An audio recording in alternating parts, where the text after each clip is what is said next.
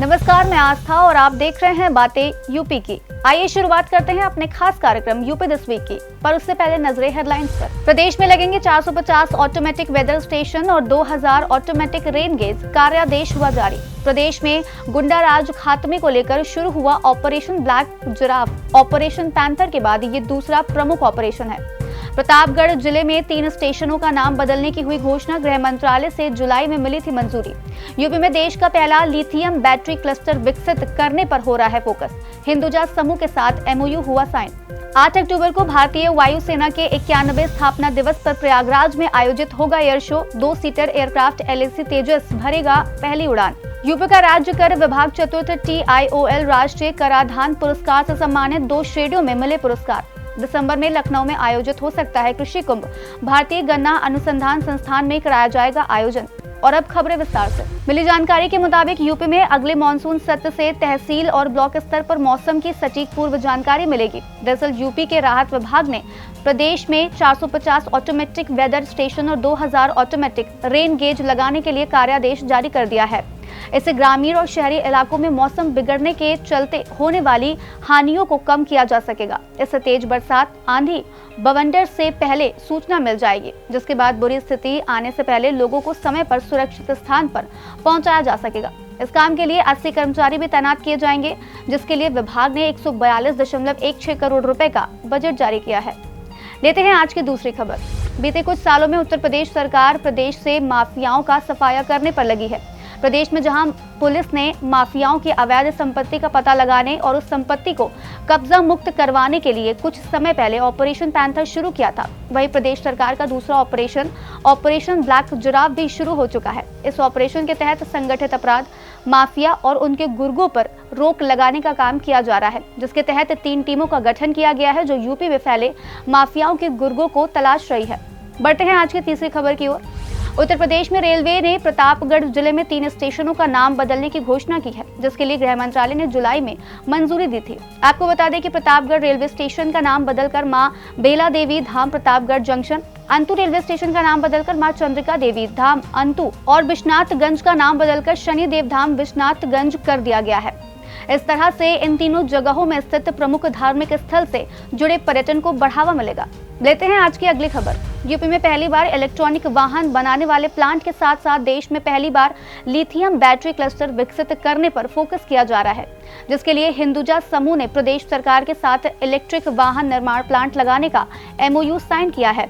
इसके तहत लखनऊ या प्रयागराज में कमर्शियल EV प्लांट लगाया जाएगा। दरअसल देश में EV की भारी मांग के बावजूद लिथियम बैटरी का 100% आयात हो रहा है, जिसका 80% बैटरी का आयात चीन से, जबकि बचा प्रतिशत चिली और ऑस्ट्रेलिया से होता है। लेते हैं आज की अगली खबर।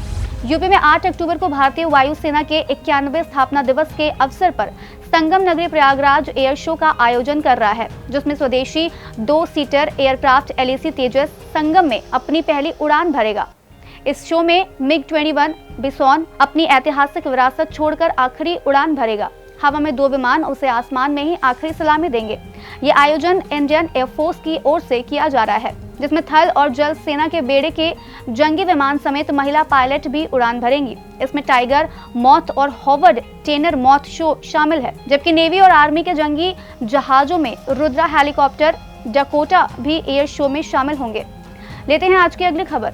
उत्तर प्रदेश के राज्य कर यानी GST विभाग को राष्ट्रीय स्तर पर वित्तीय क्षेत्र में उल्लेखनीय प्रदर्शन करने के लिए चतुर्थ TIOL राष्ट्रीय कराधान पुरस्कार से सम्मानित किया गया है। 2 श्रेणियों में मिले इस अवार्ड में पहला पुरस्कार वैट राज्यों के GST विभाग की श्रेणी में सिल्वर तथा दूसरा रिफॉर्मिस्ट राज्यों की श्रेणी में ज्यूरी पुरस्कार दिया गया है। राज्य कर आयुक्त के मुताबिक इस पुरस्कार से न केवल यूपी के कर विभाग द्वारा यूज की जा रही नई इंफॉर्मेशन टेक्नोलॉजी को बेहतर तरीके से रिप्रेजेंटेशन हुआ है, बल्कि डेटा एनालिसिस की तकनीकी सुविधाओं को अपनाने के बाद टैक्स असेसमेंट और एडजुडिकेशन की ट्रांसपेरेंसी को सिंपल बनाने के प्रयास को भी राष्ट्रीय स्तर पर पहचान मिली है।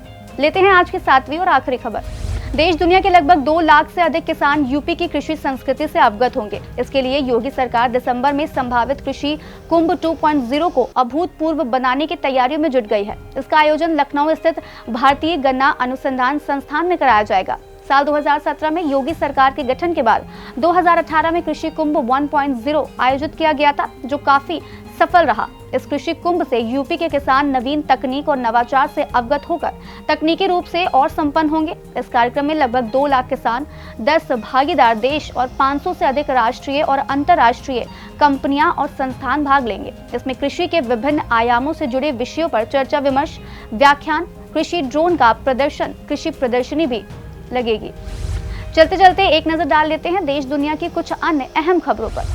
हाल ही में शोधकर्ताओं ने फ्रांस के सबसे ऊंचे पर्वत मॉन्ट ब्लांक के सिकुड़ने की जानकारी दी है।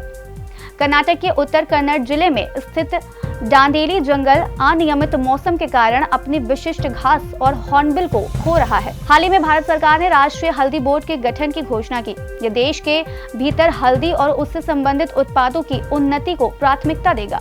बीते 3 और 4 अक्टूबर को सिक्किम में स्थित लोनाक झील में विनाशकारी विस्फोट हुआ था।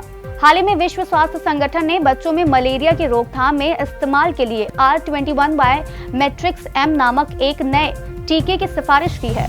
तो बस आज कार्यक्रम में इतना ही। कार्यक्रम में दी गई जानकारी आपको कैसी लगी, कमेंट सेक्शन में जरूर बताइएगा।